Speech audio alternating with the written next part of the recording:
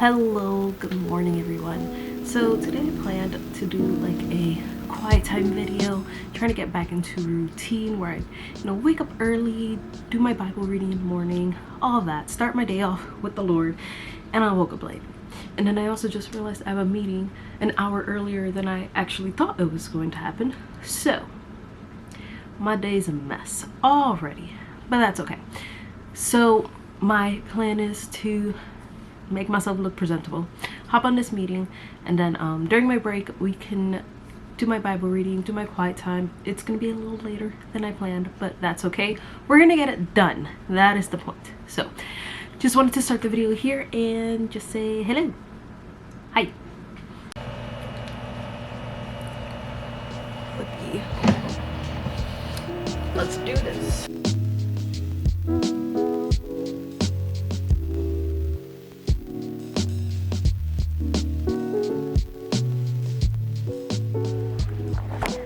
Alright, so I'm back, but I'm not really back. I ended up working after my meeting, like working through my break and everything. So now I have my little french fries here for like a lunch.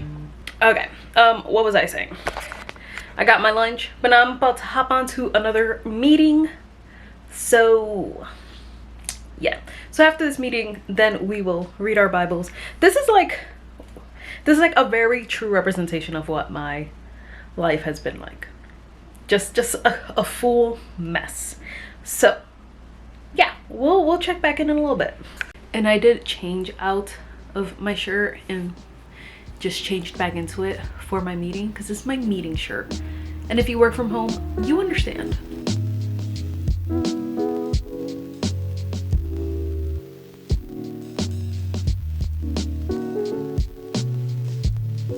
I am done with my meeting and I still have my meeting shirt on. I have to fix it. The sleeves are a little. But now we can get on to reading my Bible. This is literally this is just how my life has been. I also need to read from my Hebrews book, but I also need to find my Bible because I thought it was up here. Did I not bring it up here? So we need to find that. And there are things everywhere, because like I've mentioned in my last video, I've been crafting and decorating for parties and doing this and that, and it's been wild. These things are everywhere lately. So let me go get my Bible and then we can chat about what we're going to be reading. I got my Bible. I've got my Life Application Bible. This is something that I like to use when I read through my Bible. I am going to be doing a video where I just saw How to Faith the Life, so Faith's video on how like she read for her amount of screen time on her phone. Did that sentence even make sense? You guys understood. So I want to do that for a few days and see how that changes just everything, because I feel like a year ago I was in, was it a year ago? Like a year and a half ago, I was in such a deep place where I would literally spend like an hour and a half in my Bible every day, just deep studying and doing a bunch of things. Then I got a little busy, so I stepped back from deep studying and just focused on reading, but I was still prioritizing that in my day and doing that first thing every day, and I still felt great. And then this year has just been one of those wild, crazy years. I am doing a lot. So I feel like I've honestly put my Bible reading, I don't want to say my relationship with God, because it's, I don't know. I feel like we're still good, but we're still not good, if that makes sense. Like reading my Bible has really taken, it's just not happening as it should be. And I really want to get back to a place where I can, because I know that, as life gets on, I'm only going to get more busy.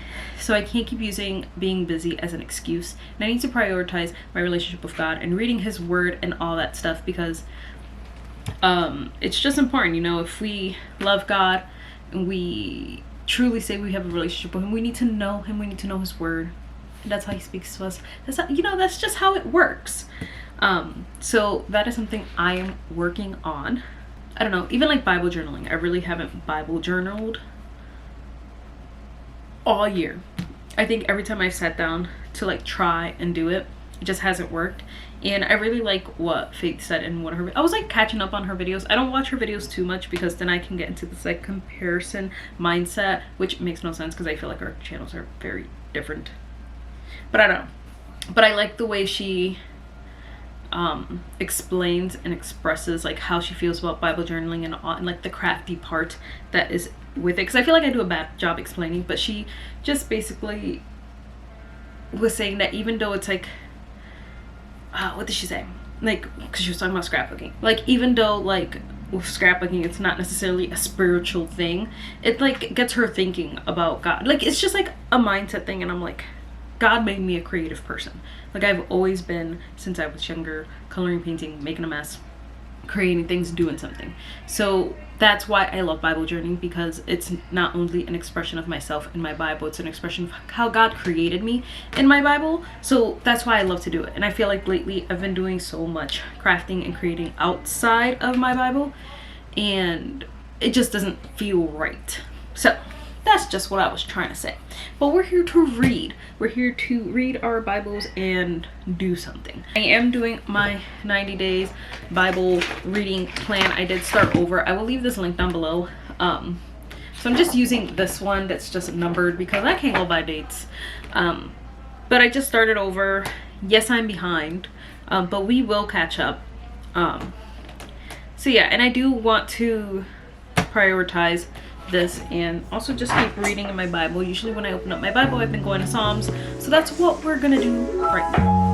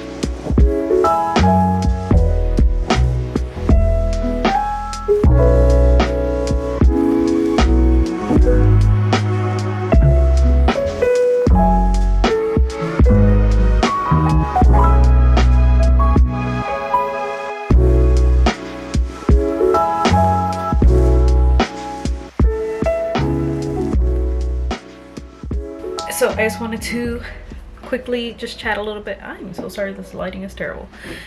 Chat a little bit about in Genesis, just because I did post a TikTok a while ago, like when I first started the reading plan on this first one, and I don't know if I ever mentioned it to you guys, but I want to show you guys what I put in here while I get myself ready. It was for chapter 1, and I just wrote a little bit of like, what does creation show us? It shows us God is creative.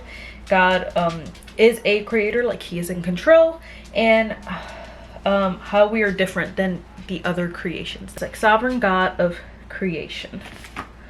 Everything that exists must be under God's subjection. It reveals the basis of the law, no other gods, and God is a redeeming God. So I just wanted to share that. For a moment I thought I was not recording, so yeah, figured I'd just share that with you guys. And yeah, I'm trying to post more everywhere. I have a little bit more time now. It's just getting into the swing of things and actually doing things. Oh, hello sir. Hi. Hi. I feel like every time I am, come here, every time we are not giving him attention, he gets all antsy and just wants to, you know, be a little destructive because he wants all the attention for him. So I'm going to get back into reading my Bible, probably pull up my life application Bible to get some more notes, but I just figured since I flipped there, I would share that with you guys.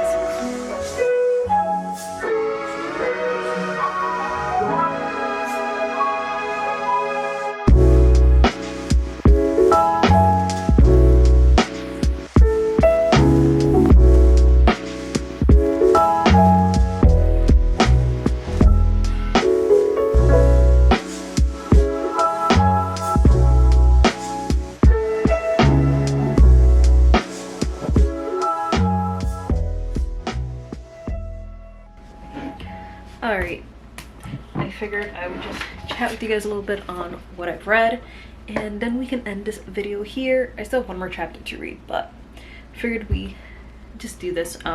So this chapter was on solid food for the perfect, and it's on Hebrews 5, 13, and 14. Here, let me read that.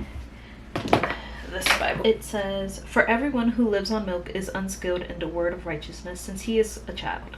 But solid food is for the mature, for those who have had their powers of discernment trained by constant practice to distinguish good from evil." Here, instead of saying he is a child, for like if you're only taking milk, it says you are a babe. It's talking about like how to become perfect. It says, "This does not, as in nature, come with years, but consists in the wholeheartedness with which the believer yields himself to be all for God. It is the perfect heart that makes the perfect man." It said, "A life of obedience and holiness. It is to discern good and evil. The eyes is exercised to see and know God's way in him who leads in it.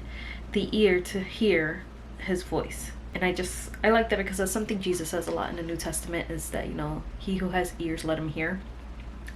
And in this part it says, "The redemption of Christ is to save us from sin and bring us back to the perfect obedience and unhindered relationship with God. In the things of God, a tender conscience and a surrendered will are more than the highest intellect."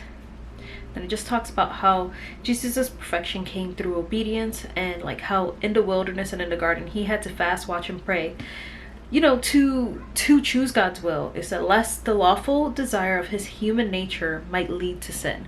Like, God understands what temptation is. He was tempted.